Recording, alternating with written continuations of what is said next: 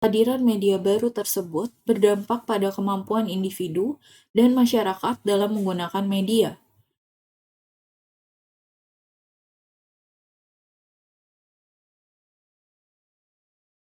Kita tentang dirinya seperti flexing. Perubahan sosial masyarakat dalam menggunakan media ini dapat dipahami secara tepat dengan menggunakan perspektif teori yang A. Evolusi, B. Konflik, C. Fungsional, atau D. Siklus. Teori perubahan sosial terdiri dari teori linier. Teori linier disebut juga sebagai teori perkembangan atau teori evolusi. Dalam teori linier, perubahan sosial dikatakan sebagai sebuah proses yang terjadi dalam waktu cukup panjang, relatif lambat, serta mengarah pada tujuan tertentu. Artinya, tidak ada perubahan sosial yang datang dengan sendirinya. Teori linier menggambarkan bahwa perubahan sosial berbentuk pola yang memanjang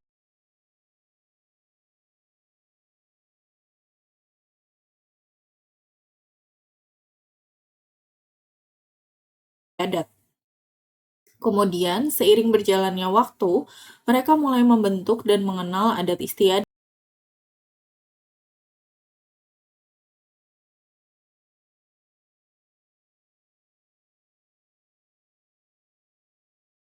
Teori siklus. Menurut teori siklus, perubahan sosial adalah sebuah proses yang berulang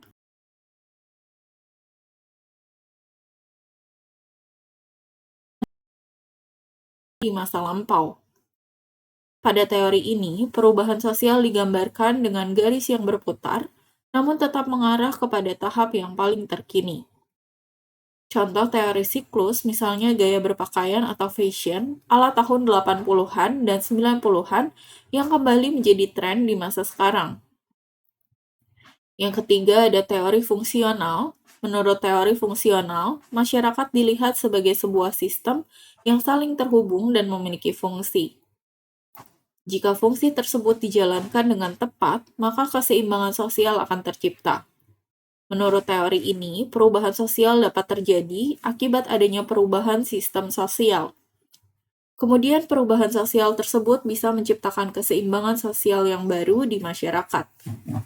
Namun perubahan sosial tersebut juga dapat menimbulkan konflik yang dapat mengganggu keharmonisan dalam masyarakat. Yang keempat, teori konflik. Menurut teori konflik, perubahan sosial terjadi akibat adanya konflik atau pertentangan antar kelas sosial. Menurut teori ini, perubahan sosial dianggap telah menciptakan perbedaan kelas sosial di tengah masyarakat. Contohnya adanya industrialisasi yang membedakan kelas sosial antara pemilik modal dan buruh.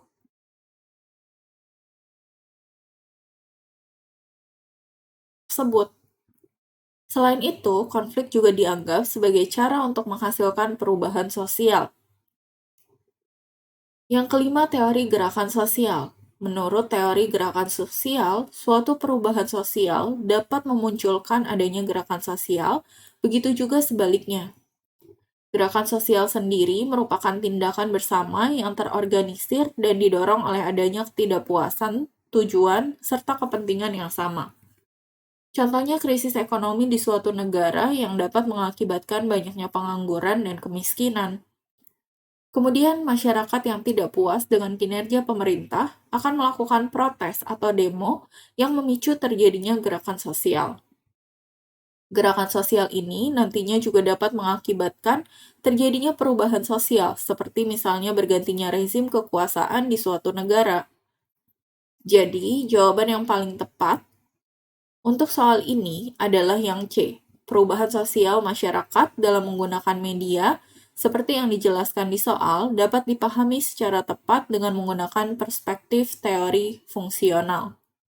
Oke, terima kasih sudah belajar. Jangan lupa untuk join member, like, share, komen, dan subscribe. Semangat!